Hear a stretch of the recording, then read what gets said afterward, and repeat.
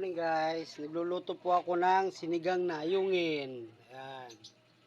Ang ginawa ko panghalo, itong sampalok na hinog. Papatikim ko sa asawa ko kung anong lasa. Ma, tikman mo nga kung masarap. No judgmental ah.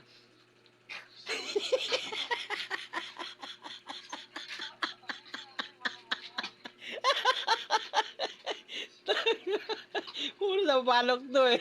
Walang sabaw. Nadali.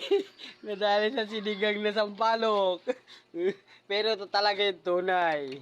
Ito yung tunay na sabaw ng sinigang sa sampalok. Ito talaga. Oh. Anong lasa? Ano, masarap? Masarap daw. Yan ang tunay. Guys, yun ang tunay. Kasi kanina ito yung ginawa ko.